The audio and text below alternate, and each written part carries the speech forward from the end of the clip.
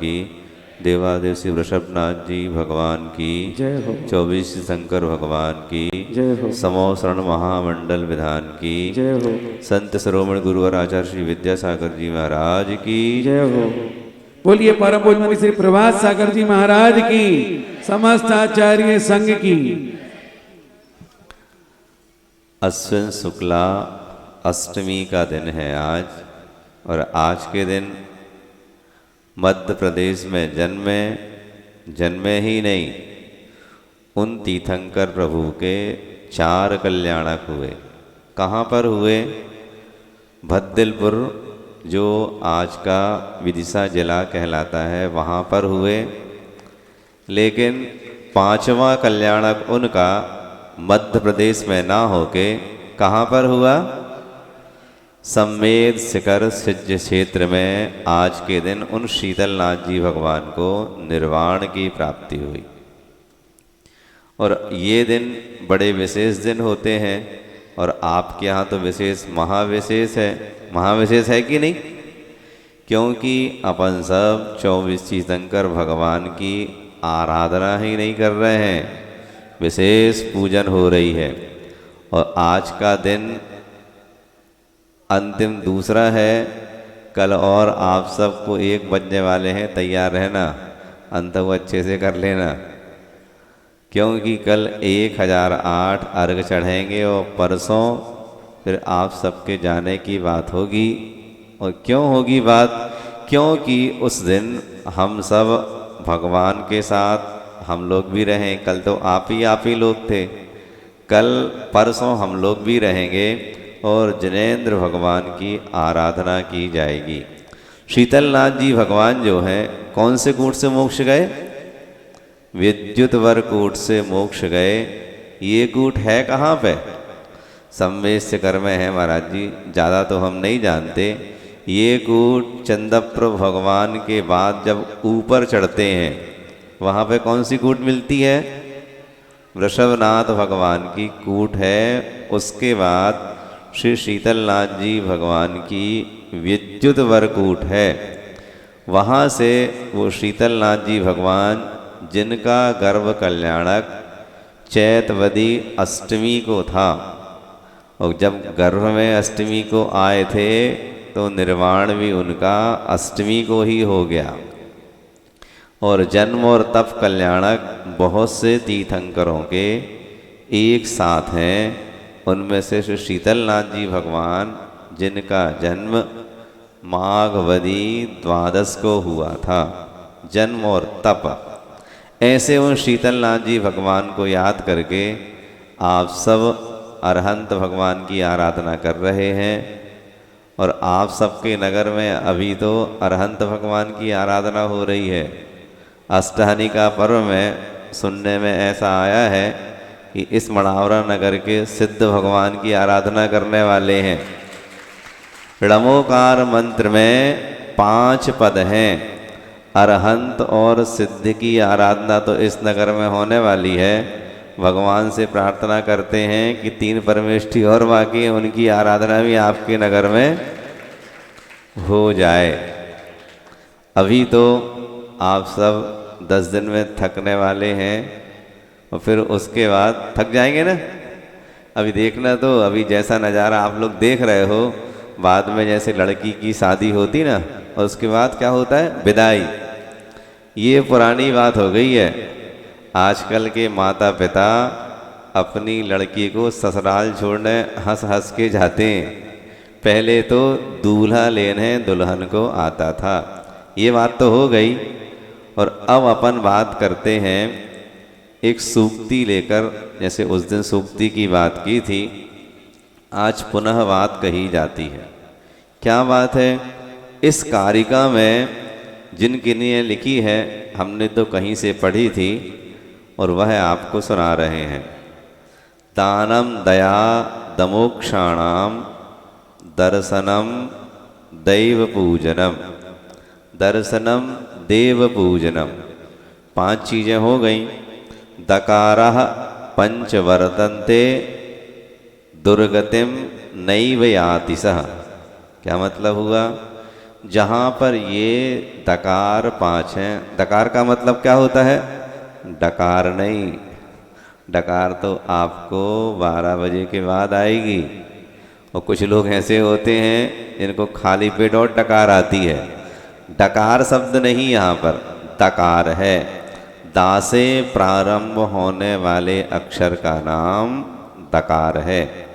ये 5 दकार जहाँ पर हैं, यहाँ पर लेखक महोदय आचार्य परमेष्ठी हो अथवा कोई भी हो, जिनने लिखा है इसमें गारंटी ली है, उसकी दुर्गति नैव याति सह, उसकी नियम से दुर्गति नहीं होगी। क्या मतलब हुआ? जो व्यक्ति इन 5 कार्यों को करेगा उसकी दुर्गति नहीं होगी। कौन से 5 कार्य? दान देना। दान देने का कार्य आचार्यों ने कहा है बड़ा अच्छा कार्य है गृहस्थ के लिए। मूल रूप से गृहस्थ दान करता है, लेकिन मुनियों के द्वारा भी दान होता है। जैसे अभी दान किया जा रहा है आप लोगों के लिए, जिनवाणी का दान आप लोग पैसे से करते हो और हम लोग तो फ्री में करते हैं। जो ग्रंथ का स्वाध्याय दिन भर किया जाता है, उनमें से कुछ शास्त्रों की बात आप सबको प्रवचन के माध्यम से बताई जाती है। यह दान हुआ। और आचार्य समंत्रभद्र स्वामी ने 4 प्रकार के दान कहे। कुछ लोगों के लिए आहार दान देने में बड़ा विकल्प होता है। क्यों विकल्प होता है? उनकी धारणा कुछ अलग प्रकार की होती है, इसलिए उनको विकल्प होता है। लेकिन प्रमुख आचार्यों ने आहार दान को सबसे पहले रखा है। और कुछ महिला वर्ग को ऐसा है, उनसे कहो यदि 100-200 महाराज जी हैं, कुंडलपुर जैसा यदि बन जाए तो वो सुबह से शाम तक आहार ही कराते रहें और अपने आहार की उनको ख्याल ही ना आए। ऐसे वह आहार दान का महत्व है। औषध दान की बात भी आती है। और औषध दान के बाद एक होता है जिसको आचार्य समंत्रभद्र स्वामी ने उपकरण दान कहा है। उपकरण दान क्या है? उपकरण दान भी उपकरण कई प्रकार का होता है। उपकरण कई प्रकार के होते हैं। शास्त्र भी हो गया, कमंडल भी हो गया, पिछी भी हो गया, अथवा साधु को जिस समय जिस विशेष चीज की आवश्यकता है वह दान कहलाता है, उपकरण दान कहलाता है।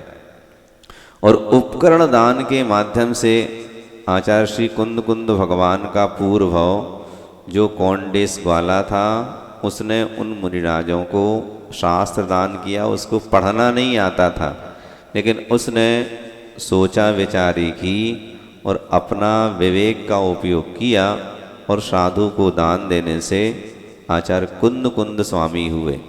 एक और दान, चौथा दान आचार्य समंत्रभद्र स्वामी ने कहा है आवास दान। आवास दान क्या कहलाता है? जहाँ पर साधु रहें। साधुओं को तो वन में रहना चाहिए, ऐसे कुछ लोगों की धारणा है। वन में रहने वाले साधु इस पंचम काल में भी हैं जिनका सहनन है। चतुर्थ काल में तो वन में ही रहते हैं क्योंकि उनका सहनन होता है। साधुओं के लिए भी आप सबको जानकारी होगी कि उड़ीसा में खंडगिरी उदयगिरी नाम का एक क्षेत्र है। वहाँ पर जो राजा खारवेल हुए हैं, उन्होंने मुनियों के लिए पत्थर पर निवास करने की व्यवस्था बनाई। पत्थर का मतलब ऐसी गुफाओं का निर्माण कराया जहाँ पर साधु लोग रुकते हैं। और गुरु महाराज ने 1983-84 करीब में वहाँ पर उनके दर्शन करने गए थे। उस क्षेत्र के दर्शन करने तो गए और उन्होंने विचार भी किया था कि इन शिलाओं पर, इन गुफाओं में रात्रि विश्राम किया जाए। लेकिन वहाँ पर वह नहीं हो पाया। क्यों नहीं हो पाया? क्योंकि पुरातत्व विभाग के अंतर्गत आता था और रात्रि रुकने का वहाँ पर निषेध था। ऐसे ही आवास की व्यवस्था, बहुत सारे लोग बाहर से आते हैं, महाराज जी ये तो क्षेत्र जैसा लगता है। लोग बाहर से तारीफ तो बहुत करते हैं, लेकिन हम लोगों के कमरे कैसे हैं, ज़्यादा कहने की बात नहीं है। क्यों बात नहीं है? उस दिन भी कहा था कि हम लोगों का संघ गरीब संघ कहलाता है। गरीब क्यों? इसलिए कि आचार्य विद्यासागर जी महाराज जी के संघ में ना पंखा मिलता है, ना कूलर मिलता है, एसी की तो बात ही अलग है। ऐसे स्थान पर साधुओं को रोका जाए जहाँ पर प्राकृतिक हवा का आना जाना हो। आपके यहाँ यह व्यवस्था नहीं है। आप विचार करो, आवास दान में कौन प्रसिद्ध है? नहीं पता आप लोगों को? आवास दान में आचार्य समंतभद्र स्वामी ने सूकर का दृष्टांत दिया है। सूकर कौन होता है? सूकर वह जंतु जिससे आप बड़ी घृणा करते हो। यदि आपके पास से निकल जाए, यदि रूमाल आपके पास ना हो तो आप थूक भी सकते हो जमीन पर। यदि बाहर से निकल जाए, बाजू से निकल जाए और वह थोड़ा सा हिल जाए तो उसके छींटे आप पर भी आ जाए और आप फिर स्नान करने का विचार कर सकते हो। लेकिन समंतभद्र स्वामी क्या विचार कितना उत्कृष्ट था। किसी श्रीमान धीमान के लिए आवास दान के लिए उन्होंने नहीं रखा। किसके लिए रखा? उस सूकर को रखा जिसने अपने आराध्य के लिए उचित स्थान दिया। उचित स्थान देने के बाद उनको कोई व्यवधान ना करे, इसके लिए वह बाहर दरवाजे पर बैठ गया। हमारा कर्तव्य क्या होता है? साधु यदि पढ़ रहे हैं तो उनको पढ़ने में बाधा ना दी जाए, ध्यान कर रहे हैं तो बाधा ना दी जाए। उस सूकर ने उन मुनिराज के लिए गुफा में स्थान दिया और बाहर बैठ गया। बाहर बैठने के बाद कौन आया? जो पूर्व जन्म में उसका मित्र था और मित्र से लड़ाई होने के बाद जो शेर बन गया। शेर को शत्रुता थी उन मुनिराज से। शत्रुता के कारण वह उन मुनिराज को खाने के लिए आया। यहाँ तो आज मुझे भोजन करना है, और उसी गुफा की ओर वह शेर बढ़ता जा रहा है। लेकिन यहाँ पर हम बैठे हैं, तुम अंदर नहीं जा सकते। वह सुअर दम दे रहा है अपने आराध्य की रक्षा करने के लिए, और वह गेट पर अड़ा है। तुम अंदर कैसे जा सकते हो? ऐसे ही यदि धर्म पर कोई आपत्ति आती है, साधुओं पर आपत्ति आती है, तो आप सबका भी परम कर्तव्य होता है कि उस सुअर की भांति आपको भी अपने लिए सब कुछ न्योछावर करने के लिए तैयार रहना चाहिए। जैसे वह सुअर शेर से डरता नहीं है, और सुअर के मुंह की बनावट ऐसी होती है कि उससे शायद शेर भी हार जाए, और वह अपने आराध्य के धर्म ध्यान में सहायक हुआ, और वह शेर उस पर आक्रमण करता है। दोनों की लड़ाई होती है। वह दोनों मरण करने के बाद, शेर का भाव तो मुनिराज को भक्षण करने का था, तो उसकी तो दुर्गति हुई और सुअर की उन्नति हुई। यहाँ पर यही कहा गया कि दान देने वाले की उन्नति होती है। आप सब भी अपने नगर में साधुओं के लिए उचित स्थान आपको बनाना चाहिए, नहीं तो आप सुअर से नीचे ही माने जाएंगे। क्यों माने जाएंगे? क्योंकि आचार्य समंतभद्र स्वामी ने उस सुअर के लिए आवास दान में श्रेष्ठ व्यक्ति माना है। दूसरी बात पर आए, आप सबके लिए आज 5-6 पूजा और करना है। 24वीं पूजा करके प्रदीप भैया नींद आ रही है। हाँ सुनिए, थक जाते हैं ना वो भी, रात में भी आप लोग हल्ला करते रहते हो और दिन में भी हल्ला करते रहते हो, बेचारे सो नहीं पाते होंगे हमारे जैसे। हाँ तो आप सबके लिए अब दान के बाद दया की बात आती है। जीवाणम रक्षणो धम्मो, ऐसा आचार्यों ने सूक्ति वचन कहे हैं।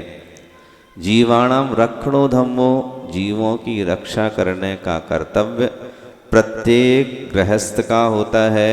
वह जितनी हिंसा कम से कम हो सके ऐसा व्यापार करता है। आगे और दमोक्षाणाम, दमोक्षाणाम क्या है? वह इंद्रियों का दमन। इंद्रियों का दमन कैसे होगा? गृहस्थ भी यथा योग इंद्रियों का दमन करता है। कैसे करता है महाराज जी? वो रसी होती ना 7 दिन की, रसी 7 दिन की होती है। रसी 7 दिन की होती है, रस 6 होते हैं और रसना इंद्री के विषय 5 होते हैं। उन रसियों को करता हुआ व्यक्ति प्रत्येक दिन अलग अलग, कभी नमक का, कभी मीठे का, कभी दही का, कभी दूध का, कभी घी का और कभी तेल का त्याग करता है। यह विशेष बात है कि श्रावक लोग इन 7 दिनों में रसी को त्याग करते हुए और अपना भोजन करते हैं। अपन सब के लिए नमक मिल जाए तो दिक्कत है, जो नमक नहीं खाता उसको। जो खाता है और उसको ऊपर ऊपर से डाल दिया, वो चम्मच नहीं हिलाई, क्या समझे? चम्मच नहीं हिलाए तो ऊपर ऊपर का ज़्यादा आ गया, नीचे नमक था ही नहीं, बड़ी दिक्कत होती है। जो नमक खाता है उसको बड़ी दिक्कत होती है। कैसी दिक्कत होती है? चौके वाले ऊपर से भुरका देते हैं। कई लोगों को आदत होती है अंदर से और डाल दिया। नमक डाला कि नहीं डाला उन्होंने ध्यान ही नहीं दिया, बाहर से इन्होंने डबल डाल दिया। अब डबल नमक हो गया तो वैसे ही वह अंदर नहीं जाता। तो दमोक्षाणाम हमारे लिए इंद्रियों को वश में करना चाहिए। दर्शनम, जिनेंद्र भगवान का दर्शन पुण्य को बढ़ाता है, पाप कर्म की निर्जरा करता है। दर्शने जिनेन्द्राणाम,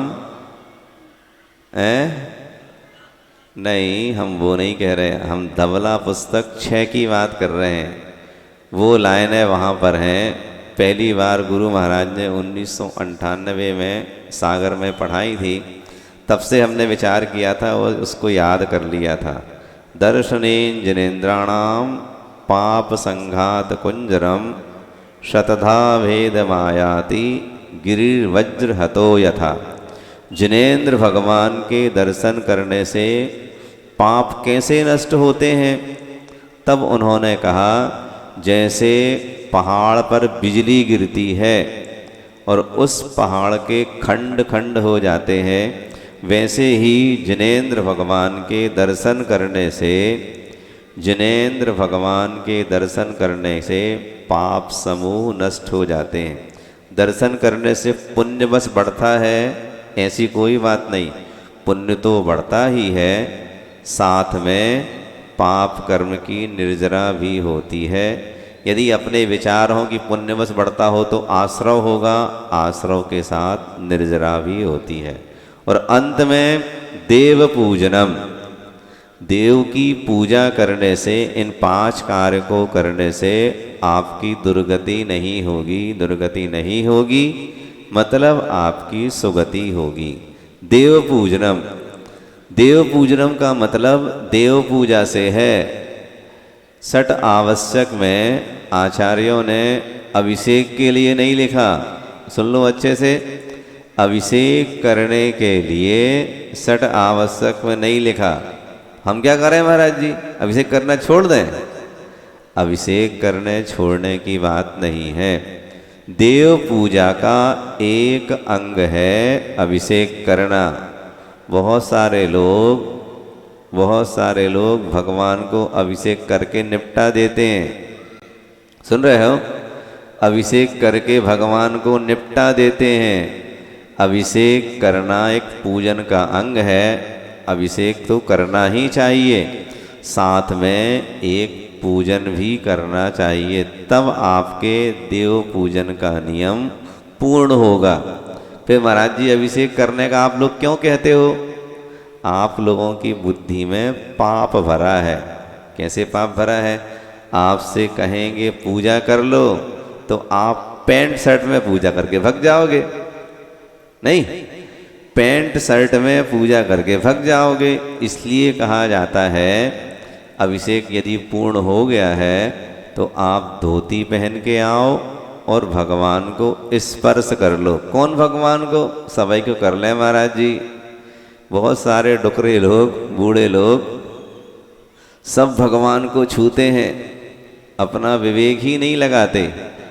यदि हमने भगवान को छुआ और सिर पर लगाया और अपने सिर का पसीना भगवान को फिर से लगा दिया तो भगवान की अभिनय हुई। महाराज जी ठंड में पसीना नहीं आता, आपको नहीं मालूम?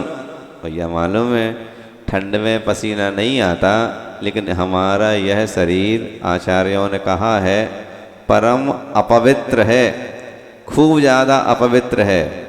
लेकिन अपवित्र होने के बाद गृहस्थ लोग स्नान करके आते हैं और भगवान को छूना है तो किन्हीं भगवान को एक बार छू लिया जाए। यह तो उनका विनय कहलाया। लेकिन विनय के साथ यदि हमारे द्वारा अभिनय हो गई तो फिर हमारे लिए पाप कर्म का बंध होगा। एक भगवान को आप छू लो और पूजन करके चले जाओ। तो जिन व्यक्तियों का अभिषेक करने का नियम है उनको पूजन भी करनी चाहिए। अब पूजन करना है महाराज जी तो कौन सी पूजा करें? जिसमें अच्छे वचन हो वो पूजा करनी चाहिए। अच्छे जिसमें गायन होता हो पूजा हमें वो करनी चाहिए। पूजन तो हमें करना चाहिए, लेकिन हम विचार करें कि कौन सी पूजा करें जिसमें जिनेंद्र भगवान का गुणगान हो, वह पूजा करनी चाहिए। सुन रहे हो आप लोग? आहार करने जब हम लोग जाते हैं उसके बाद आहार पूर्ण होने के बाद लोग भजन गाते हैं। कौन सा भजन गाते हैं? कई लोग योगी भक्ति पढ़ते हैं, नरक पतन से भीत हुए हैं। लग रहा है महाराज जी के आहार से आप डर गए हो। किस समय कौन सा कार्य करना चाहिए? एक महाराज जी का दृष्टांत हम देते हैं। वरमाला हो रही है और दूल्हा दुल्हन एक दूसरे को वरमाला डाल रहे हैं। उस समय यदि गाना बज जाए, कौन सा गाना? लेकिन आज हम बोल के फंस गए, अब गाना तो गाना ही पड़ेगा, ऐसा बोल दिया है तो मार दिया जाए कि छोड़ दिया जाए। यदि ये गाना बज जाए, यदि ये गाना बजे तो क्या उचित प्रतीत होता है? वैसे ही हमें पूजन करना है तो कौन सी पूजा करनी चाहिए? पूजा करने में आत्मा की बात आ जाए, वो जिनेंद्र भगवान की बात ही ना हो। जिनेंद्र भगवान को हम ऐना दिखाने लगें कि भगवान आप ऐसे हो, हम भी ऐसे हैं, तो हम आपके बाजू में बैठ जाएं। ऐसी पूजा भी नहीं की जाती। पूजा के अंतर्गत 12 भावना भी नहीं आती।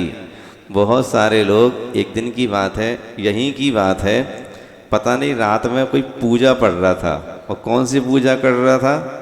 केवल रवि किरण वाली पढ़ रहा था, और वो हमारे कानों में पहुंच गई। शुभ और अशुभ की ज्वाला से, क्या है? शुभ की ज्वाला हमने तो नहीं सुनी, अशुभ की ज्वाला तो सुनी है। और उसी पूजन में जब वो पढ़ रहे थे तो सामयिक में हमारा सामयिक का काल चालू होता है और यहाँ पर आरती चालू होती है। कई बार अभी हम बैठे थे, आपने ध्यान नहीं दिया हो, हमने कान से रुई निकाल के धर ली अभी पेन कैसे करके कि भैया प्रवचन करना है तो कुछ सुनना तो पड़ेगा। बहुत ज़ोरों से हल्ला होता है। अब कोई बात नहीं, वैसे ही उस समय पूजा पढ़ी जा रही थी तो उस समय पूजा में ध्यान गया और एक शब्द बड़े अच्छे लगे और उसी पूजा में व्यवधान की बात भी आई। कैसे बात आई? स्यादवाद मई तेरी वाणी, शुभ नय के झरने झरते हैं, उस पावन नौका पर लाखों। बोलना आप लोग, ये पूजा बहुत सारे लोग खूब खूब करते हैं। अब जब एक स्थान पे आप उसको शुभ को ज्वाला कह रहे हो, यहाँ पे कह रहे हो कि शुभ नय के वाणी से लाखों प्राणी तर जाते हैं। जिस पूजन में पूर्वापर विरोध हो और भगवान के लिए ही समझाया जाए तो ऐसी पूजा नहीं की जाती। पूजा कैसी की जाती है? पहले भी कहा था, अब फिर से कह देते हैं कि पूजा हमें ऐसी करनी चाहिए जिसमें जिसकी हम पूजा कर रहे हैं उसका गुणगान अवश्य हो। यह भव समुद्र अपार तारण के निमित्त सो, अति दृढ़ परम पावन यथारथ। हाँ, ऐसी पूजा करनी चाहिए। यह संसार समुद्र, भव समुद्र अपार है, गहरा है, इसको तारने के लिए भगवान आपकी भक्ति नौका के समान है। यहाँ पर भगवान का गुणगान हुआ, इसलिए पूजा तो आप सब करते हैं। पूजन अच्छे से करें, मन लगा के करें। अभी तो संगीत पार्टी है, जब संगीत पार्टी आपके मंदिर में नहीं होती, पहले हमने कहा था कि बहुत सारे लोगों ने से अभी 24 भगवान की पूजा अलग अलग हो रही है, मल्लीनाथ भगवान तक की हो गई। इसके पहले आपने कभी अनंतनाथ भगवान की पूजा की होगी? कभी नहीं की। कुछ प्रमुख भगवान जो प्रसिद्ध हैं, और पार्श्वनाथ भगवान तो महाप्रसिद्ध हैं, उनकी पूजा तो लगभग रोज करते हैं। एक महिला थी, उससे पूजा करने को कहा, महाराज जी हम पूजा तो करते हैं, शादी के पहले से पूजा करते हैं। कौन सी पूजा करते हैं? एक ही करते हैं, हमारा नियम है, हम सिर्फ पार्श्वनाथ की पूजा करते हैं। तो पार्श्वनाथ भगवान की पूजा तो की जाए, और पूजा करने में दिक्कत नहीं है, लेकिन कभी अनंतनाथ भगवान की, कभी उन नमीनाथ भगवान की पूजन, ये भगवान प्रसिद्ध नहीं है, इनकी पूजन कभी नहीं होती। तो पूजन तो हमें ऐसी करनी चाहिए जो हमें याद ना हो। सुन रहे हो? पूजन ऐसी करना चाहिए जो हमें याद ना हो। याद होगी तो हम भगवान की ओर देखेंगे नहीं। को महिलाएं होंगी तो कौन क्या पहन के आया है उसको देखेंगी, और पुरुष यहाँ वहाँ देखेंगे। यदि पूजन याद नहीं होगी तो कम से कम जिनवाणी खोल के हम जिनवाणी को तो देखेंगे। हमारा मन जिनवाणी में लगा रहेगा, अरहंत भगवान के ऊपर भी जाए तो सर्वोत्तम कार्य है। उस समय सलाह दी थी हमने कि 1 तारीख से लेके 24 तारीख तक 24 भगवान की पूजा की जाए, और बचे 5-6 दिन हैं अथवा 7 दिन बचे तो कभी सरस्वती पूजा, कभी निर्वाण क्षेत्र पूजा, कभी गुरु महाराज की पूजा, जैसा अपने लिए बन जाए वैसा कार्य करें। तो ये 5 चीज़ें आपके पास थीं। 5 चीज़ें जिनके पास है, कौन सी 5 चीज़ें? दानम दया दमोक्षाणाम दर्शनम देव पूजनम। ये 5 चीज़ें आपके पास थीं। गारंटी क्या कहलाती है? गारंटी में वह माल वापस हो जाता है, और वारंटी में सुधार हो जाता है, माल वही रहता है। यहाँ पर आपके लिए गारंटी ली गई कि आपकी दुर्गति नहीं होगी। दुर्गति नहीं होगी तो सुगति हो सकती है, अथवा सभी गतियों से हटकर आपको पंचम गति की प्राप्ति हो सकती है। हो इसी भावना के साथ श्री पार्श्वनाथ जी भगवान की। चलिए अर्घ्य चढ़ाएंगे। इसके पूर्व 31 से अर्घ्य से गति से एक आरती की संपर्क हो गया तो पूछ लो, नहीं तो छोड़ता हूँ। 31 1 31 1 31 1 31 2 31 1